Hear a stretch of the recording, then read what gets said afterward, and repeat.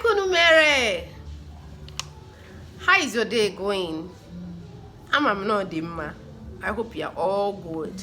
Okay, no but nkita na lesson nkita. I ga-eleba anya parts of the body in Igbo language. Parts of the body in Igbo language. Obodo icho imuta parts of the body in Igbo language. Ngwa genti. We can made ejiri parts of the body we magodo. We tinyele gi ano. We ko go ono sigi na enu ka anya gidi. Nwe ke ghọtara ya no. Ka nkuzielu gi so ka iwe maria. Iburu onye Igbo imara asu Igbo. N'imoro udi ya no kitabu ogi eji we maria. Anyị ga-ebido na isi ya bụ isi head isi ntutu hair ntutu. When you talk about hair, ntutu ka a na-akpọ ya gịnị n'asụsụ Igbo? Hair, ntutu. Ihe a na-akpọ ya bụ nkuanya. A na-akpọkwa lashes nkuanya n'asụsụ Igbo. Lashes bụkwa gịnị? Nkuanya.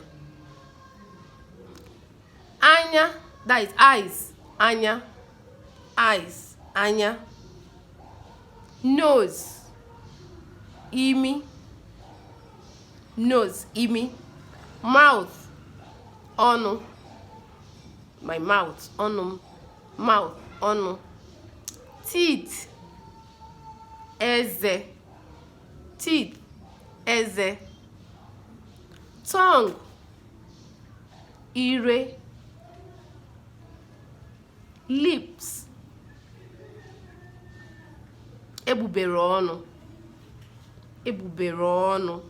Lips, ebubere ọnụ. Neck, onu. Breast, ara. Hand, aka. Fingers, mkpịsị aka. Nails, mbọ. Ụfọdụ ndị Igbo na-akpọ mvọ, mana Igbo izugbo the correct one is mbọ. Stomach, afọ. My hip, ukwu.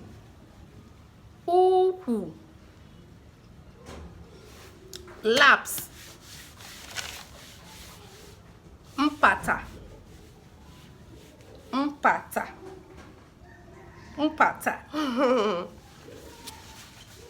Leg, ọkpa maọbụ ụkwụ. My toe, mkpịsị ọkpa. Shoulder, back, azụ. Ear, ntị.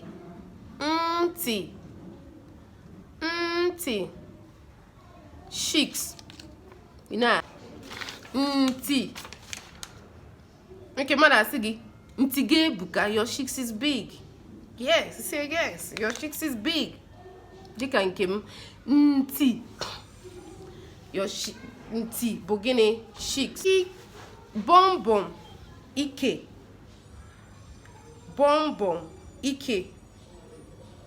Ndị a bụ part of the body. Na nkọwa ha gịnị na mkpụrụ okwu ha gịnị n'asụsụ Igbo. Ọ bụ na ị nwere ajụjụ ọbụla ị nwere, tinye na comment section. Please don't forget to like and share.